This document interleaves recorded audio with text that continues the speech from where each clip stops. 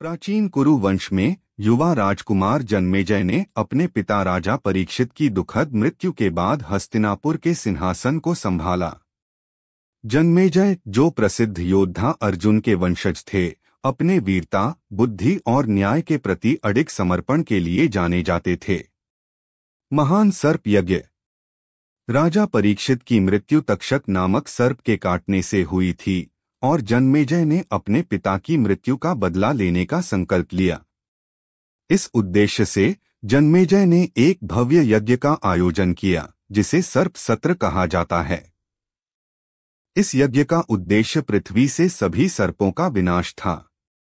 यज्ञ में दुनिया भर से सर्प आकर अग्नि में समा गए और उनकी संख्या घटने लगी।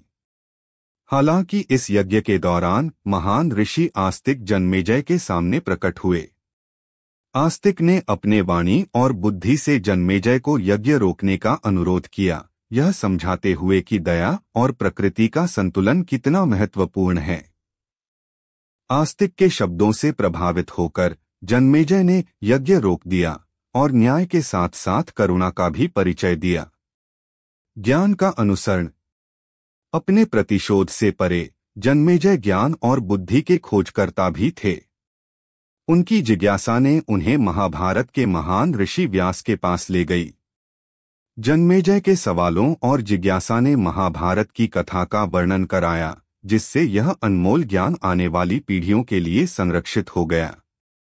जन्मेजय की ज्ञान की खोज ने यह सुनिश्चित किया कि महाभारत के गहरे सबक सदैव स्मरण रहें। न्याय और समृद्धि का शासन।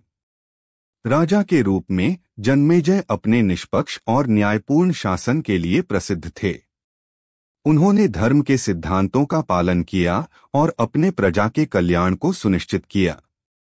उनके शासनकाल में हस्तिनापुर राज्य शांति और समृद्धि से भर गया। जन्मेजय का न्याय, बुद्धि और करुणा का मिश्रण उन्हें एक प्रिय और आदरणीय राजा बनाता है। विरासत। राजा जन्मेजय की विरासत एक ऐसे शासक की है जिसने प्रतिशोध के साथ साथ क्षमा का संतुलन बनाए रखा, ज्ञान की तलाश की और अपने राज्य को न्याय और निष्पक्षता के साथ शासन किया। उनकी कहानी एक स्थायी प्रेरणा के रूप में कार्य करती है, जो न्याय और करुणा के संतुलन, ज्ञान को महत्व देने और ईमानदारी के साथ शासन करने के महत्व को उजागर करती है। मुझे उम्मीद है कि आपको जन्मेजय की प्रेरणादायक यात्रा का यह वर्णन पसंद आया होगा।